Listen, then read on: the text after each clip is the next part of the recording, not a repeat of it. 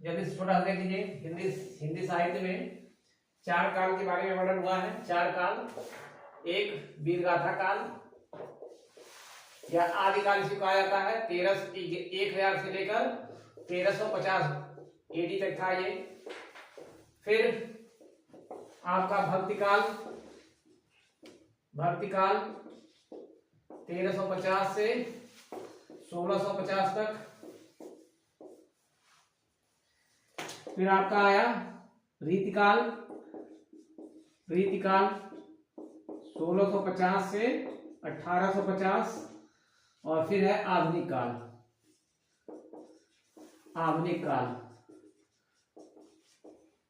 1850 से अब तक है। अब तक ये 4 काल के बारे में सबको बताया गया है। ठीक है। उसमें ये 2 काल जो है, 2 काल का कल क्लास सही से नहीं चल पाई थी, उसमें वीडियो बना के डाल दिया गया है। आदिकाल और आदिकाल या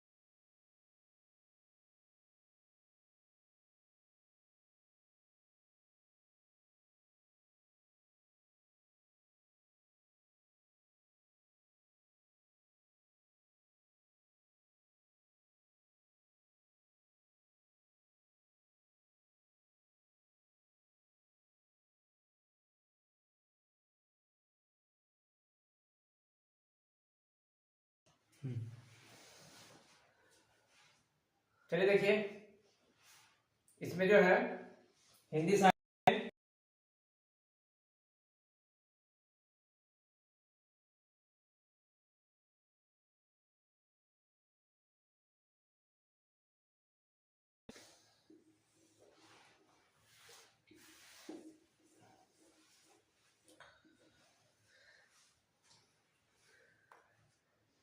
रीतिकाल के बारे में देखिए।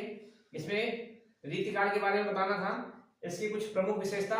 सबसे पहला, इसमें भी देखिए आश्रयदाता मतलब इस काल के जो अधिकांश कवि थे वो भी क्या थे? आश्रयदाता कवि थे। मतलब जैसे आपका वीरगाथा काल या आदिकाल में थे, इसमें भी थे। अंतर क्या था? इसमें आश्रयदाता होने के साथ साथ क्या थे? कवि युद्ध के मैदान में भी जाते थे, लड़ने भी जाते थे। लेकिन ये देखिए पीरियड कौन सा है? 1650 से लेकर 1850 का। इसमें क्या था? इसमें भारत में मुगल सत्ता, और मुगल सत्ता के बाद फिर विदेशी कंपनियां, और विदेशी कंपनियों से धीरे धीरे क्या हुआ? फिर अंग्रेज लगभग अस्तित्व में आ गए थे भारत में। तो ज्यादातर ये जो कवि क्या युद्ध में नहीं जाते थे, तो लेकिन ये आश्रयदाता कवि युद्ध में नहीं जाते थे। लेकिन ये आश्रयदाता कवि युद्ध में भी जाते थे, तो युद्ध का सजीव वर्णन भी करते थे। और यहाँ भी तो आश्रयदाता इसमें भी हो जाएगा, वही है कि युद्ध में नहीं। ठीक है। इसके अलावा देखिए जो काव्य समय के थे, इसमें पूरी तरह से रस, अलंकार और ग्रामर, व्याकरण सबसे भरे हुए थे। ठीक है ना। जो काव्य समय के रचे गए, काव्य जो रचे गए थे उसमें रस, अलंकार, व्याकरण ये पूरी तरह से सब व्यवस्थित ढंग से था, सब व्यवस्थित ढंग से था।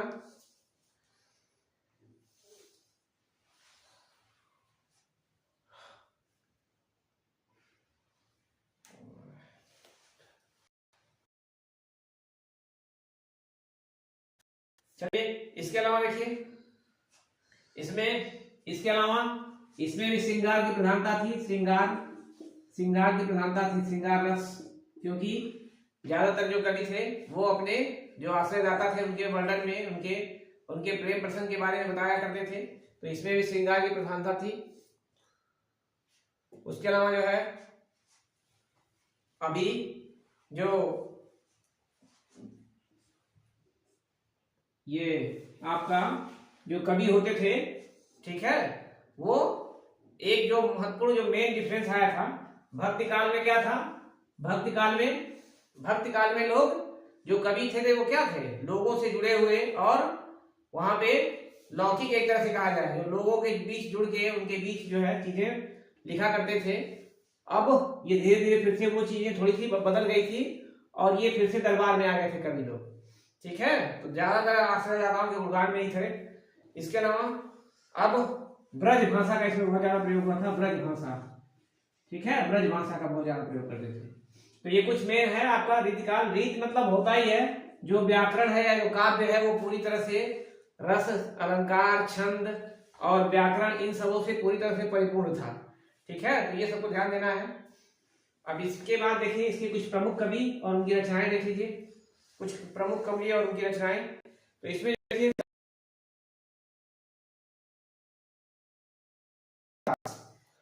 ठीक है, केशवदास सबसे महत्वपूर्ण कवि थे इसके, केशवदास। किसी को इनकी रचनाएं पता है बताइए कमेंट करके सब लोग जल्दी से, रचना अगर किसी को पता है बताए सब लोग। केशवदास की प्रमुख रचनाएं कौन कौन सी हैं?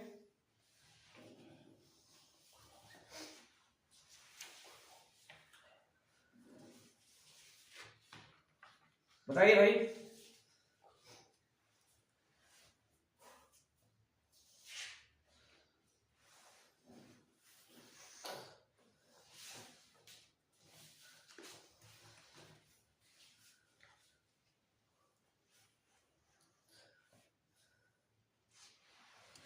केशवदास की रचना नहीं, किसी का कमेंट नहीं आया अभी तक। देखिए इनकी तीन महत्वपूर्ण रचनाएं हैं, एक कवि प्रिया, एक रसिक प्रिया। ये जो है कई बार परीक्षाओं में पूछी गई है, ठीक है, कवि प्रिया और रसिक प्रिया। किसी का कमेंट नहीं आया अभी। इसके अलावा जो है एक रामचंद्रिका,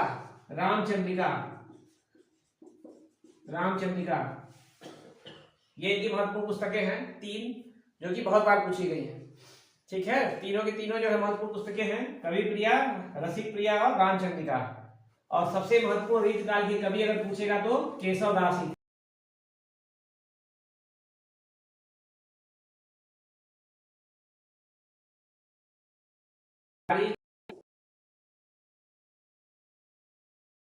सही,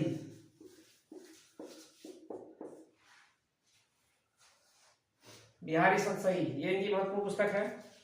इसके अलावा जो है और भी महत्वपूर्ण है, लेकिन बहुत ज्यादा हमको अंदर तक नहीं जानना है, हमको बस मेन चीजें ही जाननी है, क्योंकि बहुत ज्यादा अंदर से क्वेश्चन इसमें आता भी नहीं है। बस रीतकाल में 4-5 चीजें, एक तो व्याकरण से परिपूर्ण था, रस, छंद, अलंकार से परिपूर्ण काव्य होते थे इस समय के। दूसरा आश्रयदाता कवि थे, थोड़ा सा अंतर उस समय के आश्रयदाता रीतिकाल वाले, ये आदिकाल वाले, और इसमें था कि वो लोग युद्ध में भी जाते थे, ये लोग युद्ध में नहीं जाते थे। इसके अलावा श्रृंगार रस की प्रधानता थी, ब्रज भाषा की प्रधानता थी, और सबसे प्रमुख कवि हैं केशवदास की ये तीन रचनाएं, कवि प्रिया, रसिक प्रिया और रामचंद्रिका, ठीक है। और इसके अलावा बिहारी सतसई है, जो कि एक महत्वपूर्ण ग्रंथ है इसका। फिर ये हो गया आपका, बहुत ज्यादा डिटेल में नहीं, साथ में इसको देखिए। आधुनिक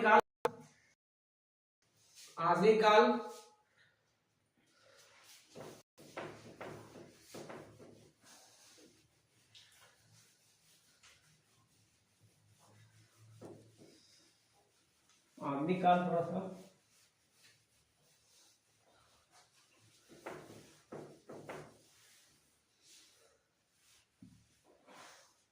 अंतिम और सबसे महत्वपूर्ण काल है आधुनिक काल। आधुनिक काल,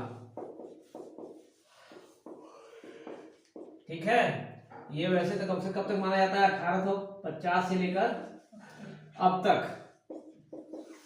तक, ठीक है। इसका भी बताए थे बंटवारा। बताइए आप लोग, शुरू में ही बताया गया था आधुनिक काल के कौन कौन से बंटवारे हैं, सब लोग बताइए।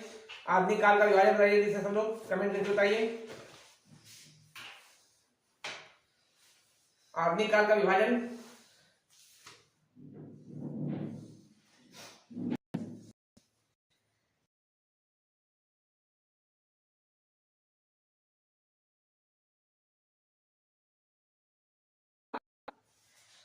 भारतेंदु युग, भारतेंदु युग। दूसरा है द्विवेदी युग, ठीक है। भारतीय कब से कब तक था? 1850 से लेकर, ठीक है। कहीं कहीं 1901, 1902 भी दिया हुआ है, 1902 तक माना जाता है, कहीं दिया है। तो इसमें बहुत ज्यादा दिक्कत वाली, कहीं कहीं ये 1858 से दिया हुआ है, ठीक है। ये बहुत ज्यादा मैटर नहीं करता काल कब से कब तक था, क्योंकि कई कवियों ने अपना अलग बंटवारा किया है। दूसरा है द्विवेदी युग, ये 1900 से लेकर 1920 तक, ठीक है। इसमें भी थोड़ा एक दो साल आगे पीछे मिलता है, इसमें बहुत ज्यादा दिक्कत नहीं। फिर छायावादी युग, छायावादी युग, छायावादी युग, ये 1920 से 1946 तक, कहीं कहीं 43 है, एक दो साल का इसमें भी डिफरेंस है। अब देखिए, ये तीन महत्वपूर्ण युग हैं, भारतेंदु युग, द्विवेदी युग और छायावादी युग। इसके बाद छायोत्तर युग, छायोत्तर युग है चौथा जो इसमें है, छायोत्तर युग।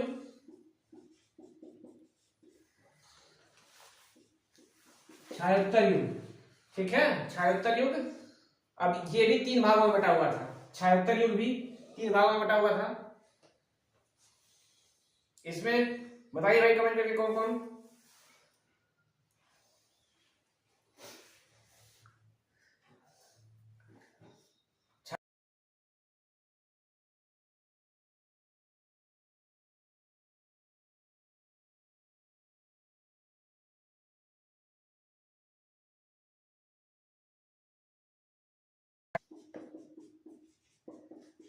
और नई कविता, नई कविता नीचे आ रहा है, यहाँ तक आ रहा है, ठीक है।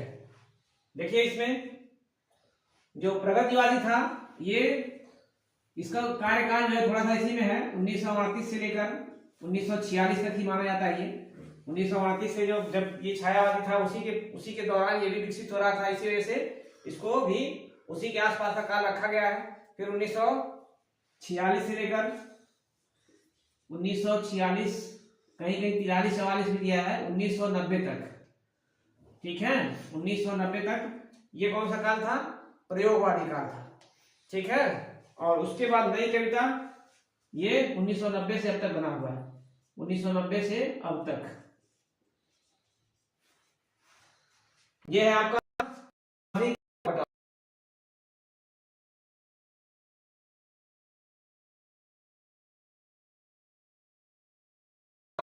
भारतीय आता है 50 से 1900 तक, फिर लेकर 1920 तक, फिर छायावादी युग है 1920 से लेकर 1946 तक, फिर छायोत्तर युग, जो कि छायोत्तर युग भी क्या है? 3 भागों में बटा हुआ है। और छायोत्तर युग में प्रगतिवादी, प्रयोगवादी और नई कविता है। इसका बंटवारा भी ये हो गया आपका, एक 1938 से 46 है, 46 से 90 है और 90 से अब तक है, ठीक है। तो ये तो हो गया इसका विभाजन कैसे कैसे क्या क्या है। अब लेकिन जो सबसे महत्वपूर्ण है इसमें कि आधुनिक काल के बारे में थोड़ा सा कि क्या क्या था, आधुनिक काल कैसे कैसे ये विकसित हुआ। तो सबसे पहले तो आधुनिक काल जो है, आधुनिक काल की विशेषताएं देख लीजिए। आधुनिक काल की विशेषता में सबसे मेन तो था जो हिंदी का काव्य है, हिंदी काव्य का सबसे ज्यादा विकास किसमें हुआ? तो वो आधुनिक काल में हुआ, सबसे ज्यादा और संपूर्ण विकास। सबसे पहला पॉइंट तो यही है कि सबसे ज्यादा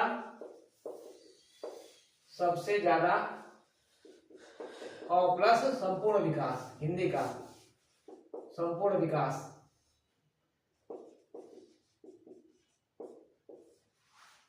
ये सबसे महत्वपूर्ण पॉइंट है इसका। हिंदी का सबसे ज्यादा विकास हुआ और सबसे संपूर्ण विकास हुआ। इसके अलावा हिंदी की जितनी भी विधाएं होती हैं, विधा का मतलब क्या है, गद्य हो गया, पद्य हो गया, आपका काव्य हो गया, काव्य के अलावा नाटक हो गया, पत्रिका हो गया, कहानी हो गया, ये सब का विकास इसमें हुआ। ठीक है, क्या क्या, गद्य, पद्य, नाटक, कहानी,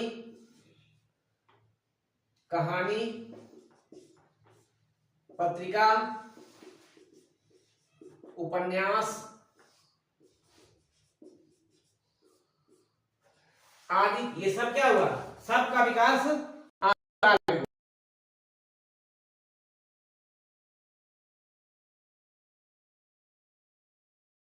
हिंदी का श्रेष्ठ युग लिख लीजिए, हिंदी का श्रेष्ठ युग।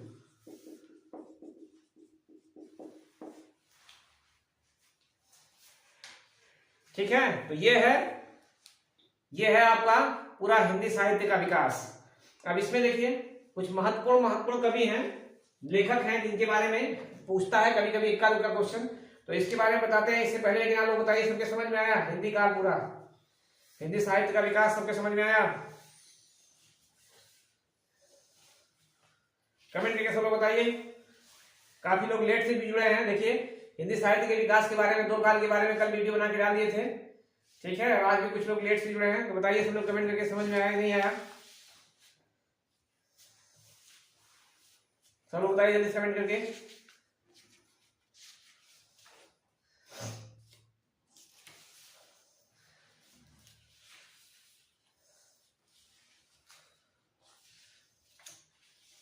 बताइए सब लोग जल्दी कमेंट करके।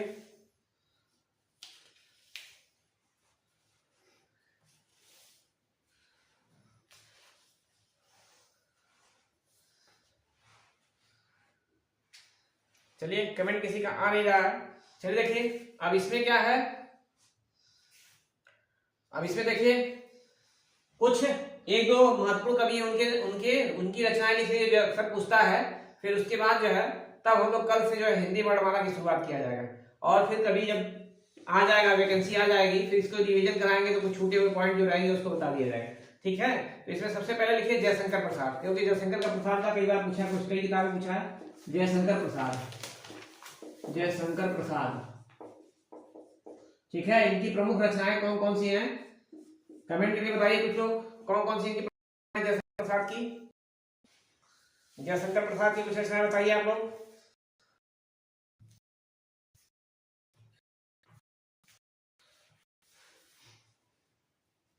बताइए। चलिए चित्राधार, इनकी बहुत महत्वपूर्ण पुस्तक है चित्राधार। ठीक है, इसको ब्रैकेट में सब लोग लिख लीजिएगा। ब्रज भाषा में रची गई पुस्तक है ये चित्राधार, बहुत महत्वपूर्ण पुस्तक है। इसके अलावा कानन कुसुम, फिर महाराणा प्रताप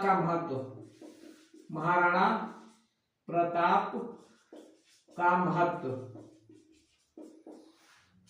ये इधर आ साइड में, महाराणा प्रताप का महत्व। फिर देखिए करुणालय,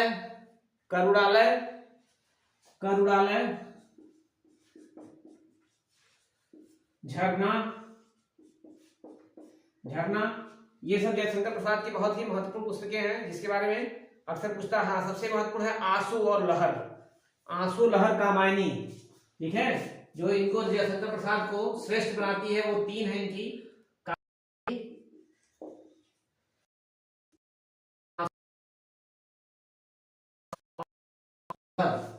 ठीक है। ये कहानी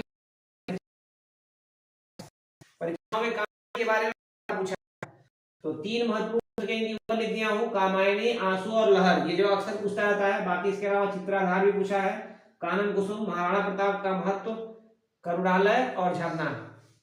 ठीक है, ये जयशंकर प्रसाद बताइए कब के कवि है, किस काल के कवि हैं जयशंकर प्रसाद, बताइए सब लोग जल्दी से।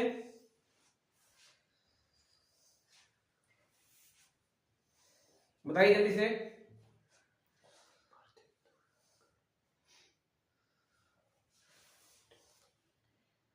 देखिए जयशंकर प्रसाद छायावादी कवि माने जाते हैं। छायावादी मतलब इस युग के, छायावादी युग के, ये छायावादी कवि थे, छायावादी। एक बार फिर से जयशंकर प्रसाद की पुस्तकें देखिए, कामायनी, आंसू और लहर, ये तो भूलना नहीं किसी को, तीनों बहुत मशहूर पुस्तकें हैं। फिर चित्राधार, कानन कुसुम, महाराणा प्रताप का महत्व और करुणालय झरना, ठीक है, ये है इनकी पुस्तकें। फिर देखिए इसके बाद देखिए सुमित्रानंदन पंत का हेडिंग डाले सब, सुमित्रानंदन पंत,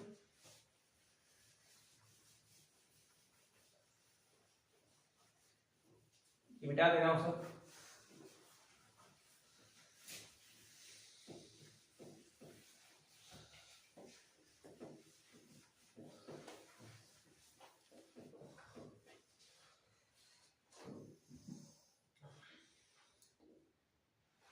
सुमित्रानंदन पंत,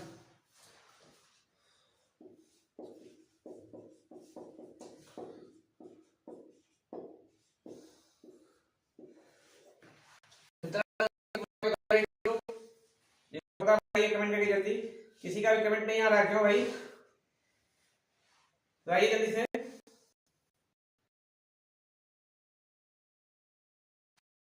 देखिए सबसे महत्वपूर्ण जो कई बार है, बीड़ा, ग्रंथि, ये सब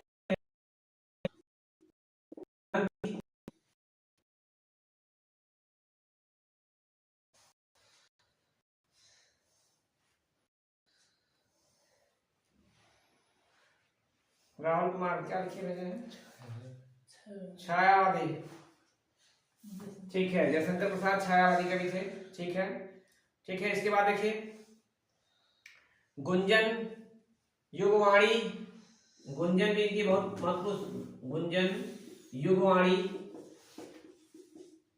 युगवाणी। इसके अलावा जो है रजत शिखर, शिल्पी प्रतिभा, रजत शिखर, शिल्पी प्रतिभा, ठीक है, ये इनकी महत्वपूर्ण पुस्तकें हैं। लेकिन युगांतर और बीड़ा आपको खास करके जरूर याद रखना है, गुंजन याद तो सब रखना है।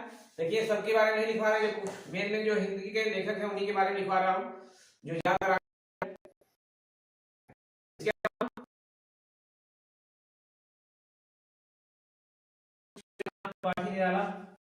सूर्य आता है,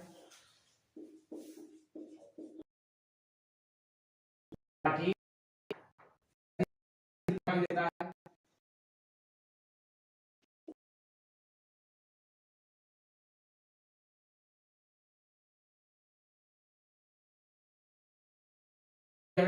पुस्तक है अनामिका, अनामिका, परिमल, परिमल, फिर गीतिका, तुलसीदास, आराधना, गीतिका, तुलसीदास,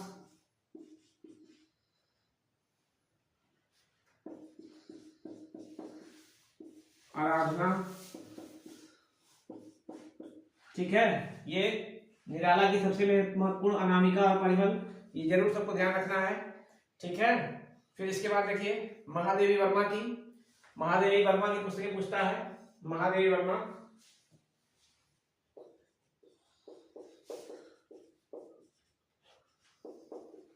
महादेवी वर्मा, इनकी सब लोग बताइए कमेंट करके भाई। निर्जा, ठीक है, निर्जा, इस पे मूवी बन चुकी है, निर्जा, ये बहुत महत्वपूर्ण उपन्यास है। चलिए इसके अलावा जो है निहार, रश्मि, निहार, रश्मि, ये है मेन रूप से, लेकिन निर्जय सबको याद रखना चाहिए। इसके अलावा दीप शिखा और यामा, हाँ यामा भी आई पुस्तक है, दीप शिखा और यामा, दीप शिखा यामा,